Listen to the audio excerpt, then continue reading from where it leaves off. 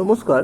আজকের এই ভিডিওতে পাবলিক ফিনান্সিয়াল ম্যানেজমেন্ট সিস্টেম অর্থাৎ পিএফএমএস এর মাধ্যমে বিভিন্ন এজেন্সিকে বিল পেমেন্ট করার ক্ষেত্রে যে ডেটা এজেন্সি ডেটা অপারেটর এবং এজেন্সি ডেটা অ্যাপ্রুভার ক্রিয়েট করতে হয় সেইটি কিভাবে করতে হবে সেই প্রসঙ্গেই এখানে বলবো।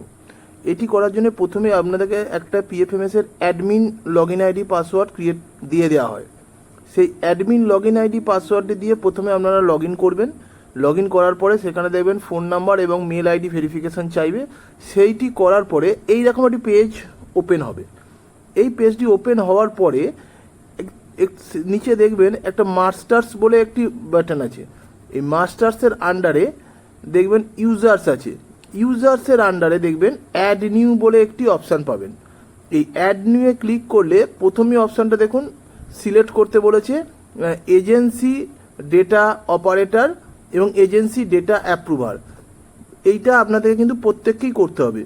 এই ডেটা অপারেটর এবং ডেটা অ্যাপ্রুভার ক্রিয়েট করার পরেই আপনারা কিন্তু বিল করার প্রসেসটি করতে পারবেন এবং সমস্ত বিলটাই হবে কিন্তু ডেটা অপারেটর থেকে এবং অ্যাপ্রুভার থেকে সেটি অ্যাপ্রুভার হবে।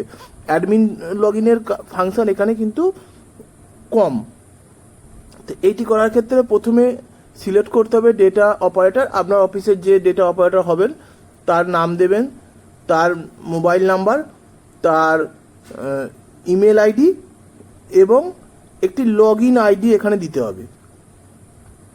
এইখানে এই সব কটা ঘরই ম্যান্ডেটারি। এইটি ফিল আপ করে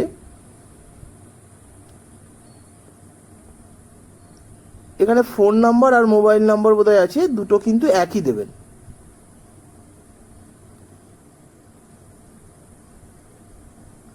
এরপরে এখানে দেখুন নিচে একদম নিচে আছে যে একটা লগ ইন আইডি। এটা আপনাদের মতো যে কোনো একটা লগ ইন আইডি এখানে ক্রিয়েট করতে হবে। দিয়ে এখানে সাবমিট বাটনটি ক্লিক করতে হবে। সাবমিট বাটনটি ক্লিক করলে এরকম একটি ইন্টারফেস ওপেন হবে। এটা ডিটেলসটা দেখিয়ে দেবে। এটা এরপরে আপনার মোবাইলে এবং মেলে একটি ওটিপি যাবে। এটা হলো ডেটা অপারেটরের জন্য ওটিপি যাবে। এরপরে সেম প্রসেসে আবার একই পদ্ধতিতে আপনাকে ওই ডেটা অ্যাপ্রুভার ক্রিয়েট করতে হবে। এই দুটো ক্রিয়েট হয়ে যাওয়ার পরে এরপরে এই দুটোকে লগ ইন করতে হবে। প্রথমে ওই ওটিপি দিয়ে লগ ইন করতে হবে, যেমন আমরা আইএফএমএসে বা অন্যান্য ক্ষেত্রেও যেভাবে করি সেম পদ্ধতিতে ওইখানে লগ ইন করতে হবে। এরপর আবার পিএফএমএস সাইটে গিয়ে লগ ইন বাটনে গিয়ে যে ওটিপিটা এসেছে সেইটি দিয়ে লগ ইন করলে এইরকম একটি ইন্টারফেস ওপেন হবে, যেখানে তার অপারেটর এজেন্সি ডেটা অপারেটরের মেল আইডি এবং তার ফোন নাম্বারের ওটিপি ভেরিফিকেশান চাইবে এবং অ্যাপ্রুভারের ক্ষেত্রেও একই জিনিস চাইবে। তো প্রথমে এই যে ডান দিকে দেখুন সেন্ড ওটিপি আছে মোবাইল নাম্বারের লেখার পরে, সেইটিতে ক্লিক করলে প্রথমে তার মোবাইলে একটি ওটিপি যাবে এবং সেই ওটিপিটা এখানে বসিয়ে ভেরিফাই ওটিপি বাটনটি ক্লিক করতে হবে। তাহলে তার মোবাইল নাম্বারটা ভেরিফাইড হবে এবং তারপরে সেম মেলে একটি ওটিপি যাবে এবং সেই মেলে সেই ওটিপিটা বসিয়ে আবার একই পদ্ধতিতে ভেরিফাই ওটিপি করে তার মেলটিকেও ভেরিফিকেশান করতে হবে। এবং এইটি ডেটা অপারেটর এবং ডেটা অ্যাপ্রুভার দুজনকার ক্ষেত্রেই সেম পদ্ধতিতেই এটি করতে হবে। দেখুন এখানে লিখে ভেরিফাই ওটিপি করলে ভেরিফাইড বলে একটি লেখা দেখাবে। এরপরে আবার মেলে একটি ওটিপি যাবে, সেখানেও ওই ওটিপিটি দিয়ে ভেরিফাই ওটিপি বাটনটি ক্লিক করলে ভেরিফাইড হয়ে যাবে।